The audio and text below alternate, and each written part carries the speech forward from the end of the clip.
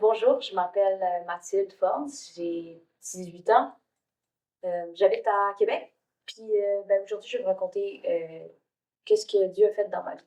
Décris-moi ta vie avant que Jésus en fasse réellement partie. Ouais, dans le fond, je suis née dans une famille chrétienne, donc j'ai tout le temps entendu parler de Dieu, puis j'ai tout le temps comme su qui était Jésus, puis connu l'Évangile dans le fond. Mais j'étais un enfant très colérique, puis négatif, puis ça a duré comme jusqu'à mon adolescence, fait que début comme vers peut-être 14 ans. Euh, c'est à 14 ans justement que j'ai rencontré le Seigneur. Donc avant ça, j'étais colérique, puis j'étais un enfant ado vraiment difficile. Et ensuite, parle-moi du moment où tu as donné ta vie à Jésus. Ouais, fait que comme j'ai dit, j'avais comme à peu près 14 ans. J'ai donné ma vie à Jésus quand j'ai réalisé que j'étais pécheresse, puis que j'avais besoin de son cadeau, puis je l'ai accepté. Puis c'est à ce moment-là que j'ai commencé à le suivre, mais ça a été un processus assez long. Euh, j'ai pas vraiment changé de comportement après ça.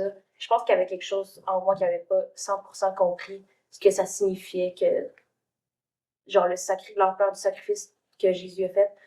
Euh, puis ça a pris plusieurs années avant que le changement il se fasse en moi, même si j'avais l'assurance de mon salut, puis comme j'avais accepté Jésus dans ma vie. J'ai toujours gardé mon mauvais comportement, puis je me suis baptisée seulement en 2023, alors que j'ai accepté Jésus dans ma vie en 2020. Fait qu'après mon baptême, ça allait mieux, mais comme il y avait quelque chose en moi d'enraciné vraiment, il y avait un péché comme enraciné dans mon cœur, puis je savais pas comment le faire disparaître. Puis ça a changé l'année passée, seulement en 2025, quand je suis allée étudier à l'école biblique Parole de vie. Puis j'ai été capable de déraciner ce péché-là avec l'aide des autres, puis de Dieu surtout. Puis vraiment, c'est venu changer ma vie. De quelle manière Jésus œuvre-t-il désormais en toi? Oui, donc l'année passée, lorsque mon entourage a vu comment Dieu avait transformé ma vie, j'ai perdu toute ma mauvaise attitude, mon énergie négative, si je peux dire un peu, puis mes problèmes au niveau colérique, puis dépendance affective.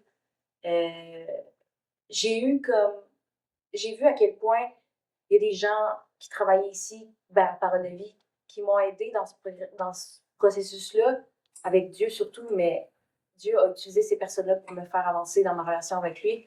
Puis je me suis dit, ben, j'aimerais ça pouvoir devenir cette personne-là pour d'autres étudiants qui viendraient l'année prochaine. Puis comme c'est là que j'ai décidé de m'inscrire comme interne, pour le programme d'interne justement.